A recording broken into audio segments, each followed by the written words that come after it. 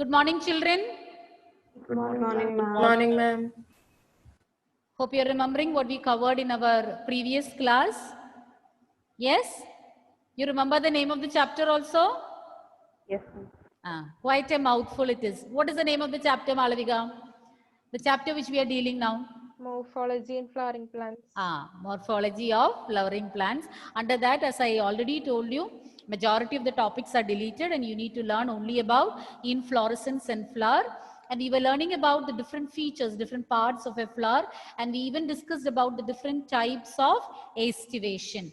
Different types of flowers based on the position of the sex organs we learned, and we learned about different types of estivation. I think we stopped once we completed estivation. Which are the different types of estivation found, Sania? How is your teeth now?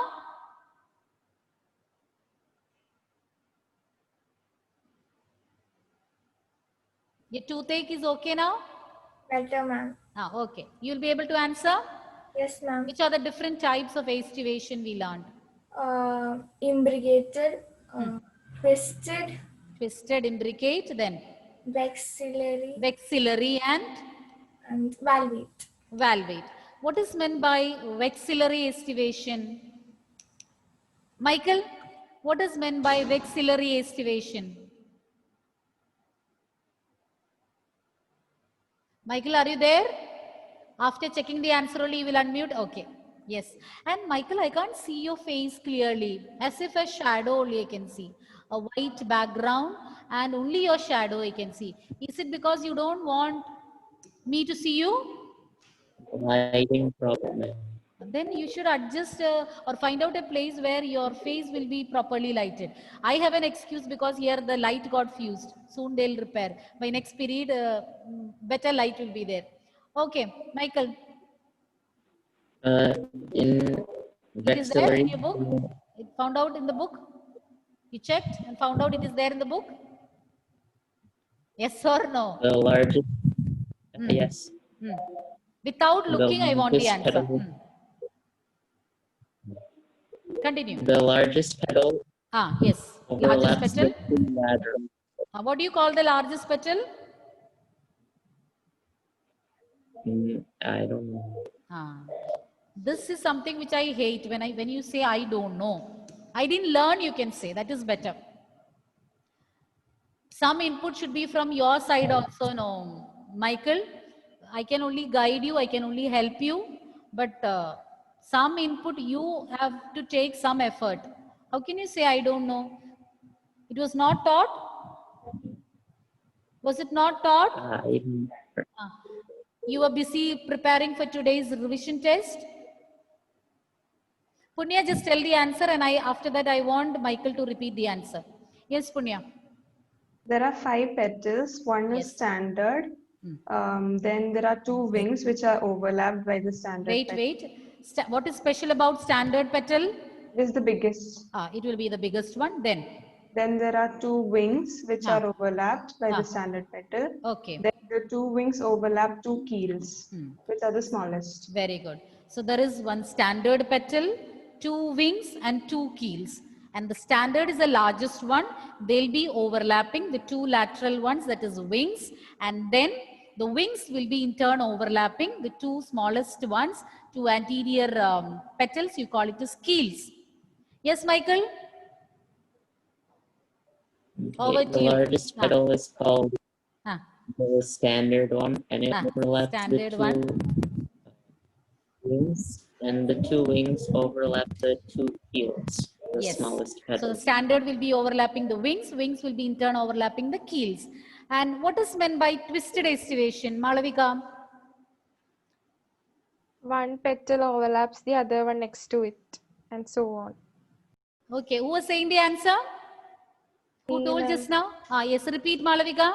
One petal overlaps the other one, the next one to it. As such, it is overlapping or just the margin?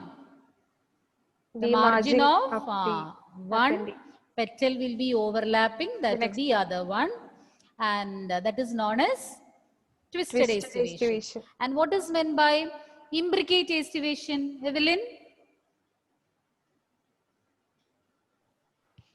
one petal will be overlapped the other, not in a particular Not in direction. any particular fashion. Okay. So let us continue with our today's topic.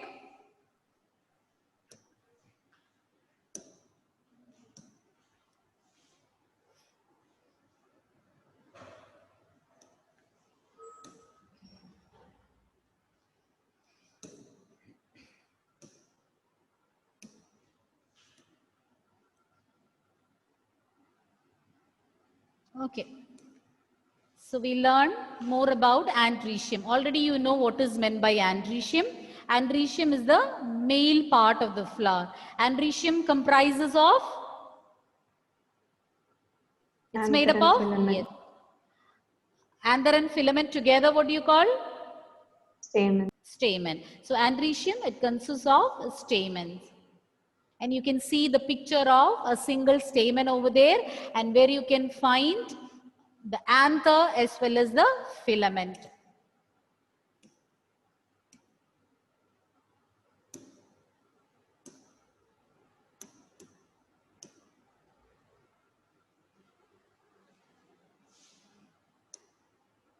Just 1 minute.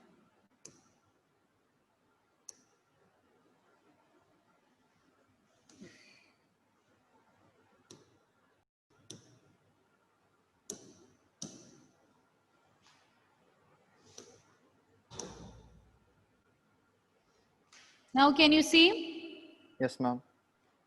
Okay.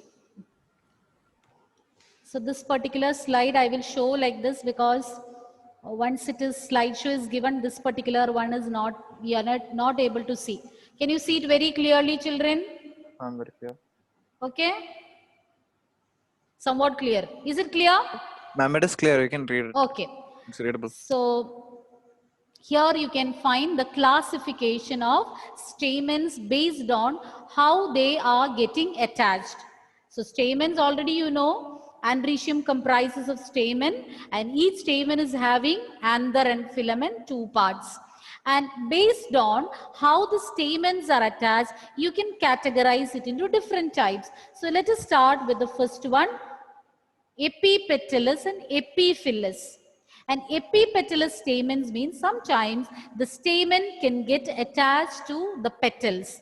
So when stamens are attached to the petals, you call it as epipetalous. And sometimes the stamens can be attached to perianth. Perianth you already learned what is meant by perianth. Perianth is where the sepals and petals you cannot, they are not distinct from each other. You cannot differentiate it. Then you call it as perianth. So sometimes the stamens can remain attached. Instead of being free, they can remain attached to the petals. You call it as epipetalous. And when it is attached to the perianth, you call it as epiphyllous. Examples, brinjal and lily. Brinjal and lily are the examples for epipetalous and epiphyllous respectively. Okay. Now another classification of stamens is based on how many bundles are present. How many bundles of stamens are present. In some cases, there will be just one bundle. When just one bundle is present, you call it as monadelphous. China rose or hibiscus, you can find monadelphous condition where the stamens are forming just one bundle. Then 2 bundles, then you call it as diadelphous. In pea plant, in pea flower, altogether 10 stamens are there. 9 form one bundle. You can see in the figure, one will be forming a separate one. So there are 2 bundles, 9 plus 1. So diadelphous. And in citrus fruit, citrus flowers, you can find they form several bundles. Stamens are found in several bundles. Then you call it as polyadelphous. Hope it is clear. So once again, I will repeat. Stamens can be classified on the basis of their attachment. And how are they classified? Now it came. So these are classified based on how they are attached. So if they are attached to the petals, you call it as epipetalous. If they are attached to the perianth, epiphyllous. Examples are also given. Epipetalous condition you can find in brinjal flower, and lily flower you can find. Lily as such already we have learned it as an example for perianth. So there the sepals and petals, so you cannot distinguish from each other. So there also the stamens are attached to the perianth. It is epiphyllous condition. Then another categorization is based on how many bundles are present. If only one bundle of stamen is present, you can call it as monadelphous condition. Diadelphous, they form 2 bundles. And the third one is polyadelphous. In polyadelphous, see this one form 1 bundle, this is the second bundle. And you can even find stamen in several bundles, and you call it as polyadelphous condition. One example is citrus fruits or citrus flower.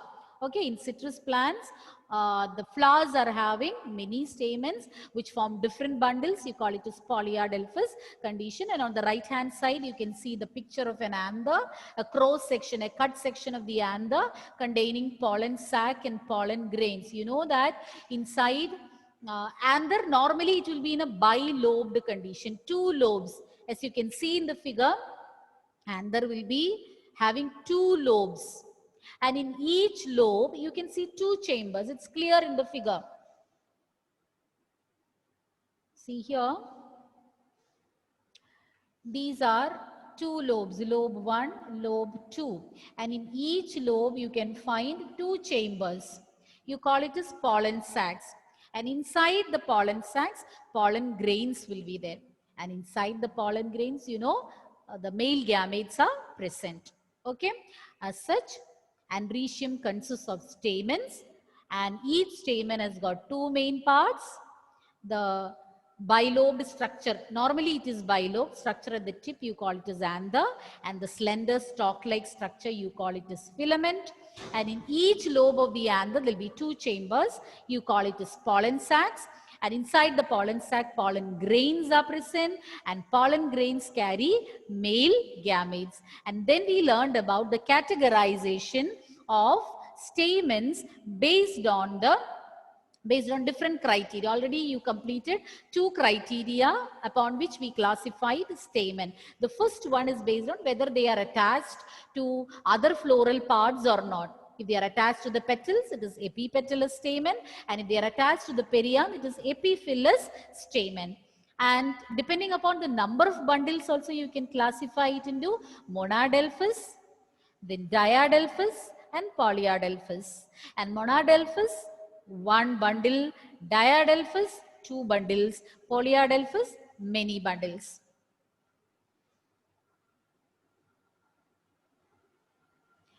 Then examples for epipetalous and epiphyllous condition also you can find. In epipetalous condition, see that brinjal flower, the stamen, they are attached, very closely associated with the petal. And in the second one, epiphyllous condition, that is an example, that is a lily flower, and here sepals and petals, they are not distinct and they are found attached to the perianth. So that is epiphyllous condition.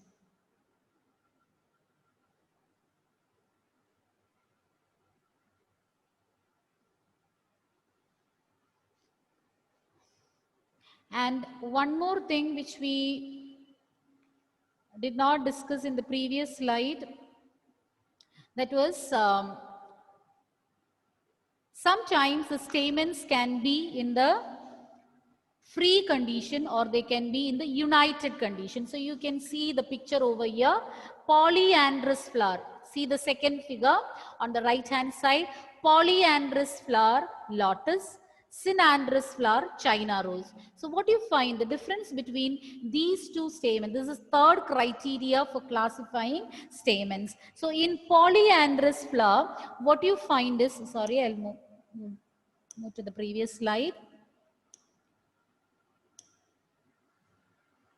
In polyandrous flower,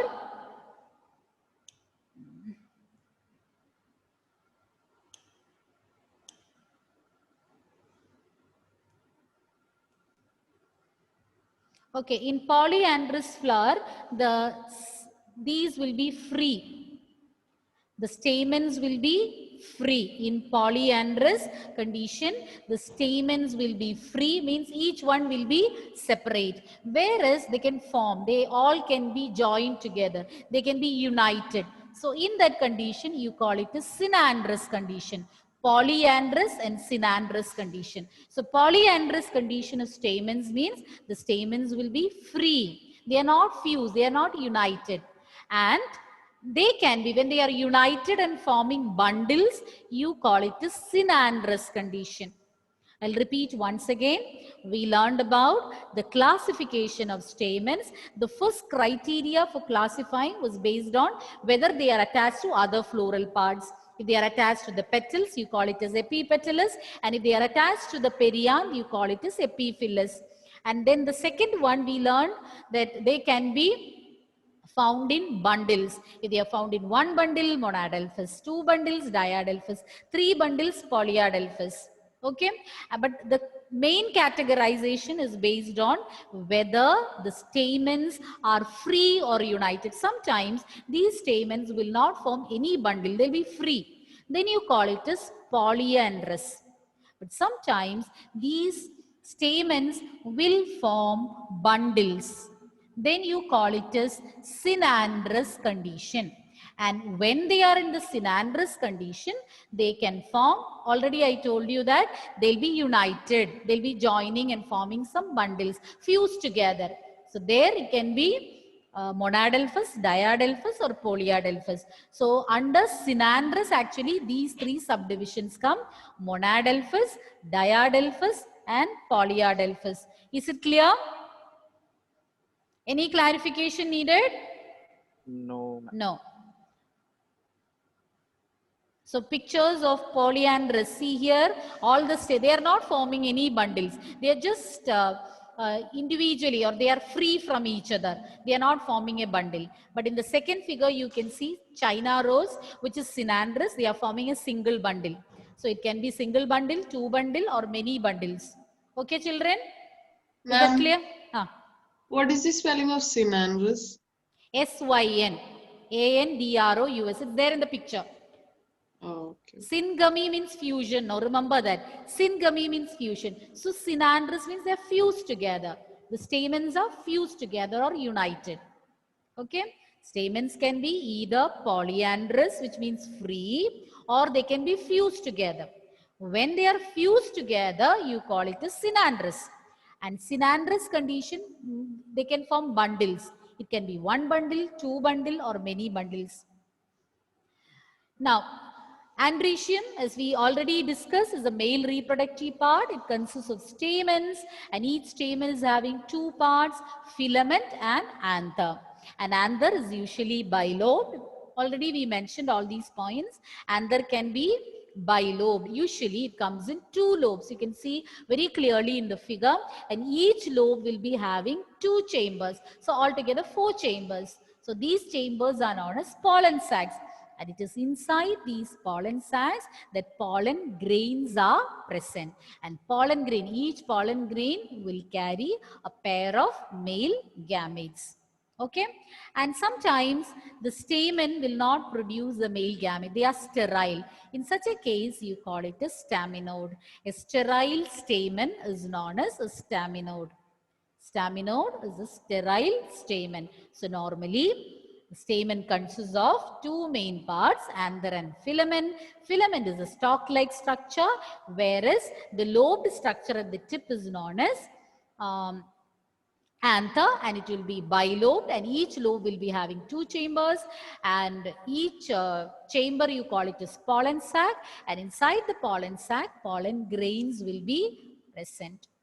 Now we are moving on to the next part, that is gynoecium. Gynoecium is the female part of the flower, female reproductive part, and it consists of carpels, or you call it as pistil. So it's a female gynoecium, is a female reproductive part, and it consists of carpels. Just like andrecium is made up of stamens, gynoecium is made up of carpels or pistils. And a carpel has got 3 main parts: style, stigma and ovary. You can see in the figure the three parts. This part is known as stigma. And stigma is very sticky because it is that part which receives the pollen grains. Even though in the picture it is pointed downwards, it will be, usually it will be the tip. See the figure on the top.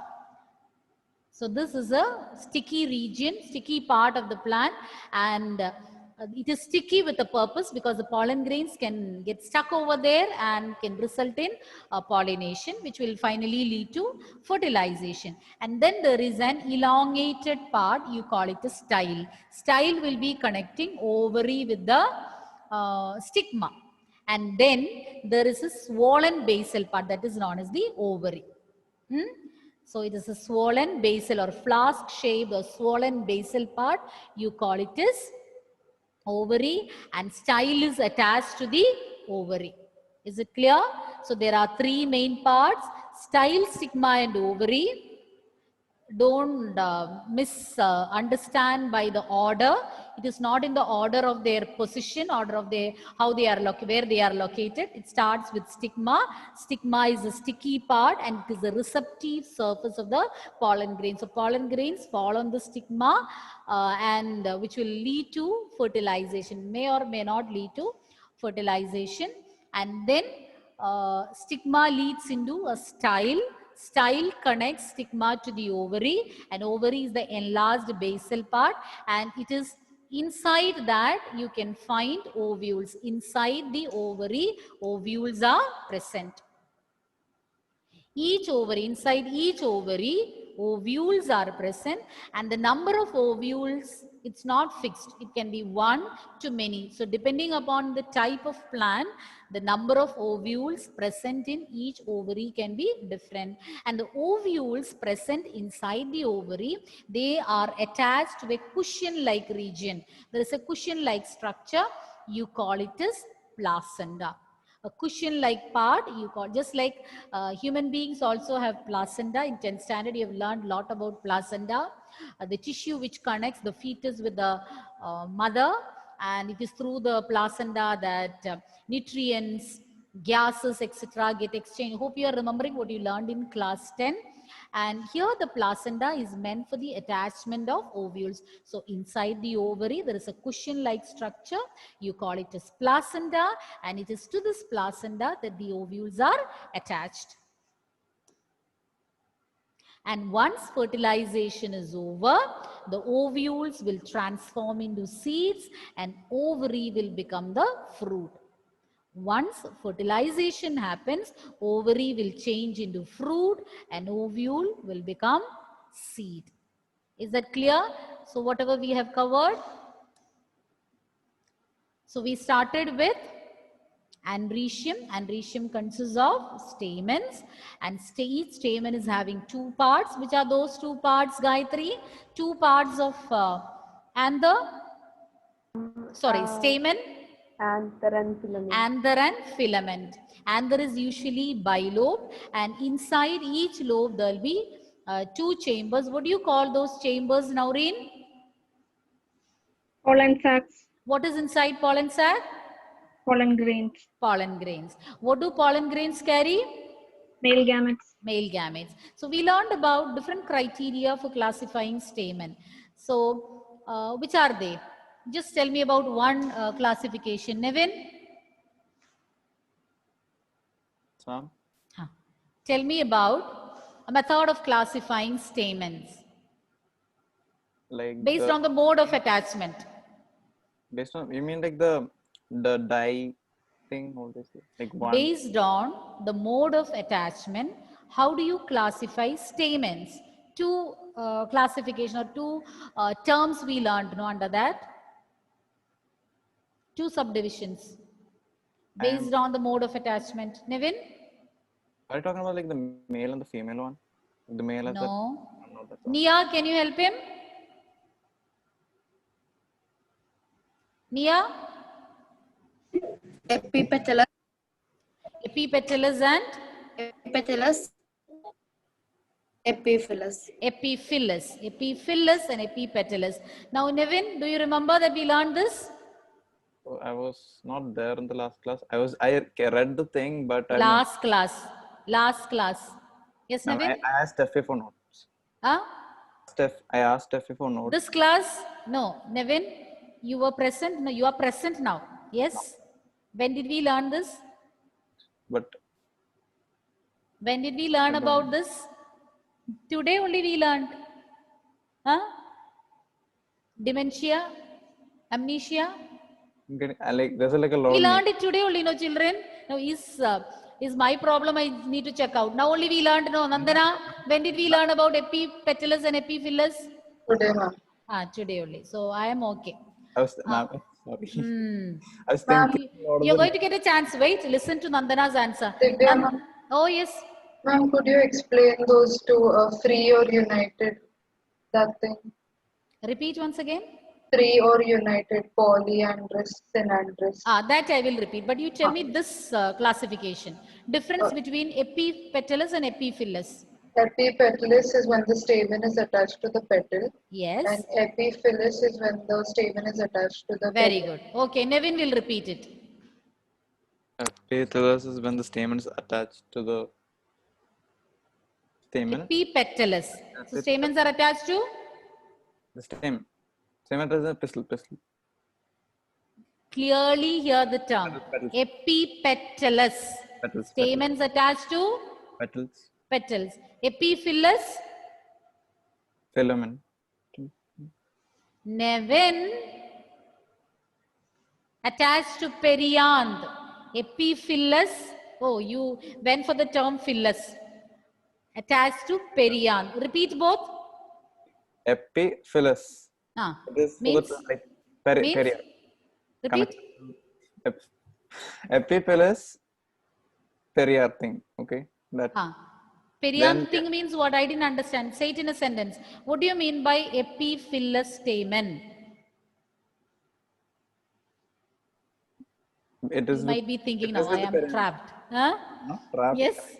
I'm thinking. Ah. The other one is like epiphyllus. Like This was epiphyllus. not an application level question. We just told, I explained twice or thrice, your classmates answered. Now why to think so much? Repeat it. Epiphyllus.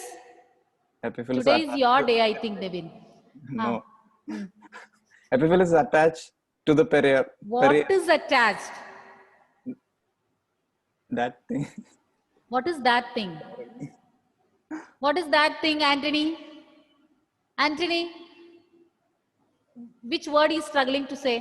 What thing is attached to petals? Anthony vanished. Where are you, Anthony? Oh, Anthony, now the camera is off. You want to check?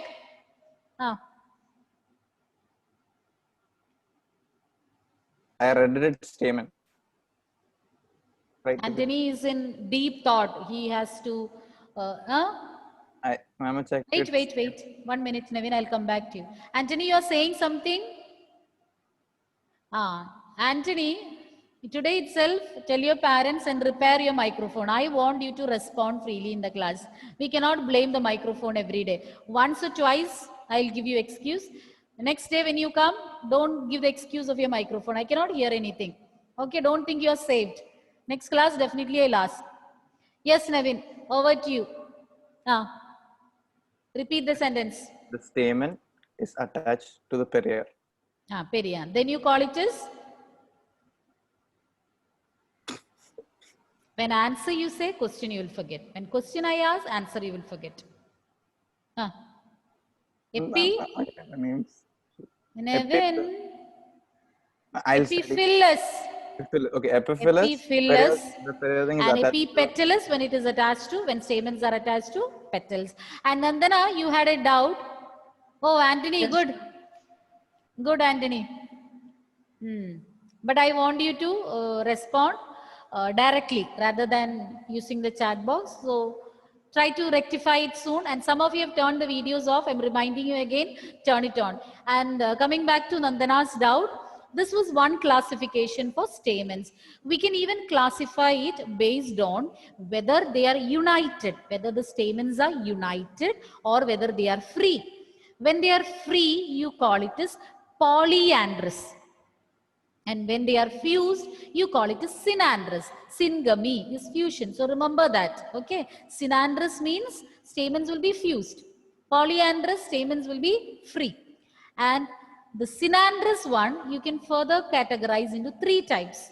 When they form, when they unite, united or fused one is known as synandrous condition. So when they are uniting to form one bundle, monadelphous. When they are uniting and forming 2 bundles, diadelphous. And when they are forming many bundles, polyadelphous. Is it clear, Nandana? Yes, ma'am. Okay. So we'll continue, and I want you to be very attentive. Okay, not only Nevin, I know the same thing can happen if I ask to others also. So please be attentive. I'm repeating it again. Any doubt, you can clear it now itself. Don't keep aside and think that you can, after the class or at the weekend, I will learn. Nothing will happen. Try to learn it in the class itself, and only revision you can do. Oh, yes? Ma'am, in parts of flower, first part is calyx, second is corolla, and then the third is gynoecium, right? Calyx, corolla, androecium. So this has to be D. Yes? Oh, so androecium, okay, androecium And is the this third. one is D. That C has to be changed to D. Okay? So calyx, corolla, androecium, gynoecium. Now more about gynoecium. Sometimes there can be more than one pistil, or you call it as polycarpellary pistils, or in all flowers, the carpel or the pistil is not just one. Sometimes more than one carpels can be present. In such a case, you can call it as polycarpellary gynoecium or polycarpellary pistil. Anyhow, you can call polycarpellary gynoecium means more than one carpel is present. So when more than one carpel is found, they are of 2 types, apocarpus and syncarpus. Syn, they are fused. Remember the term as I already told you, syngamy, fusion, syn. Syncarpus means carpels are fused. Okay. And apocarpus means carpels will be free. So lotus is an example for apocarpus gynoecium, where the carpels are free. More than one carpel are present and they are free. And in mustard also, many carpels are found, but all these are fused together. Okay, apocarpus and syncarpus. After completing androecium, now we are discussing about gynoecium. The main parts we learn: style, stigma, ovary. So another classification of gynoecium we learned just now, that is about apocarpus and syncarpus gynoecium or pistil, you can say. Sometimes the number of carpels, it is not that all the plants or all the flowers are having single carpel.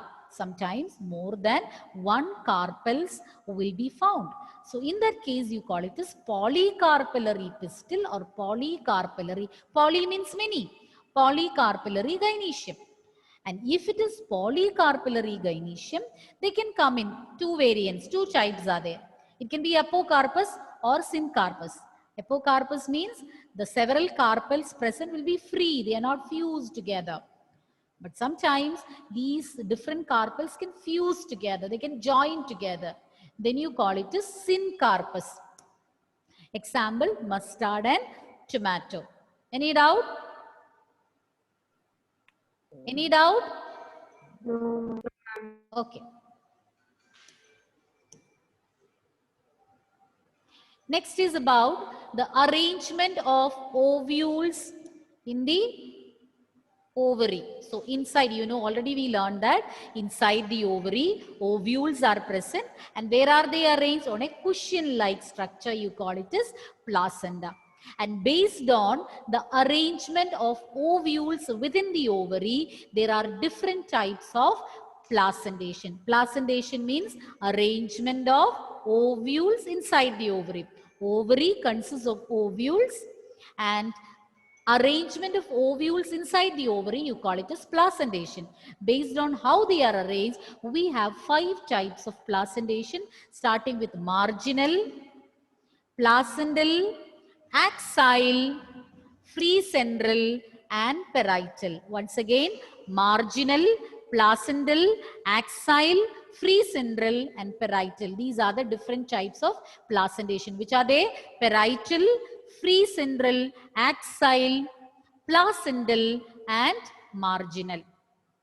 Okay, is it clear? Marginal, placental, axile, free central and parietal. We will be learning more about placentation in the next period. Okay, we'll wind up for now.